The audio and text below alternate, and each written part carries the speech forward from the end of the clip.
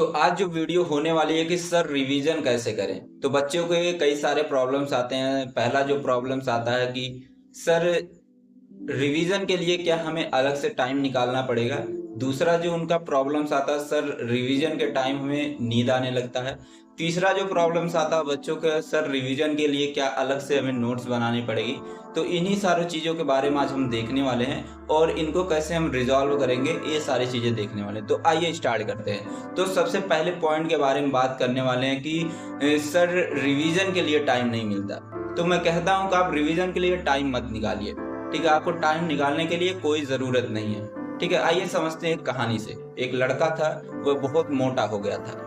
जब वो मोटा हो गया तो उसके घर वाले कहें कि जाओ तुम एक जिम ट्रेनर के पास और वहाँ पे अपनी बॉडी वॉडी बना के आओ। तो वो जाता है जिम ट्रेनर के पास। वहाँ पे जिम ट्रेनर उसको दो ऑप्शन बताता है। इसमें से आप भी कमेंट बॉक्स में बताइएगा आपको कौन सा ऑप्शन चूज करना चाहिए। ठीक है, पहला वो देता है ऑप्शन कि आपको डेली 10 मिनट जो है जिम करनी है।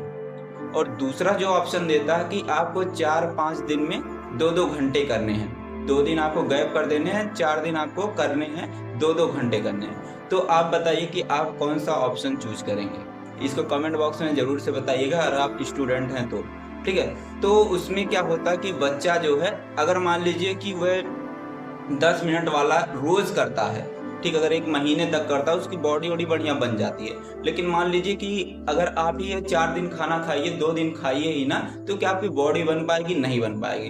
तो इसी तरीके से हमारे रिवीजन में भी है। जैसे अगर आप ऑनलाइन क्लास कोई ज्वाइन किए हैं या ऑफलाइन क्लास ज्वाइन किए हैं, तो उसमें क्या करिए कि अगर आप क्लास के दौरान, मतलब जब क्लास एंड हो जाती है, तो उसके दौरान आप सिर्फ 10 मिनट को देख लीजिए कि जो आपने पढ़ा है उसको एक बार याद कर लीजिए, देख लीजिए कि ये हमें सारी चीजें समझ में आई हैं कि नहीं। ठीक है, या तो अगर आप कोई ऑफलाइन क्लास ज्वाइन किए हैं तो आप आके घर पे 10 मिनट जरूर से देखिए कि क्या क्या चीजें आज हमने पढ़ी है। ठीक है, तो ये आपको करना, तो आपको अलग से टाइम इसमें नहीं निकालना है। अब दूसरा जो ऑप्शन आता है, दूसरा जो प्रॉब्लम आता है, रिवीजन करते समय सर नींद आती है।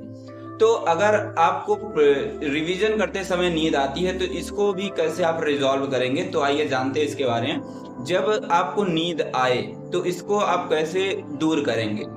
तो देखिए, जब आप भी पढ़ाई करें, पढ़ाई के दौरान ये माइंड में मतलब कि डर बना के जरूर से रखिए कि कल ही हमारा एग्जाम होने वाला है। देखिए, जब आपके एग्जाम होने वाले रहते हैं तो आप एग्जाम के एक दिन पहले जो रात रहती है पूरी रात पढ़ते हैं। उस दिन सोचते हैं पूरी रात हम पढ़ के क्या करेंगे, एग्जाम को टॉप कर देंगे।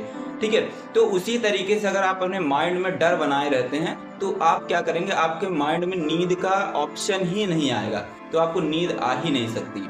ठीक है, और जब भी कोई भी चीज पढ़ें, रिवीजन करें, तो आप जो इम्पोर्टेंट पॉइंट है उसको अंडरलाइन करके पढ़ें, तो इस वजह से आपको नींद भी नहीं आएगी। और तीसरा जो क्वेश्चन आता है, क्या सर रिवीजन का मतलब नोट्स फिर से बनाना है? ऐसा नहीं है।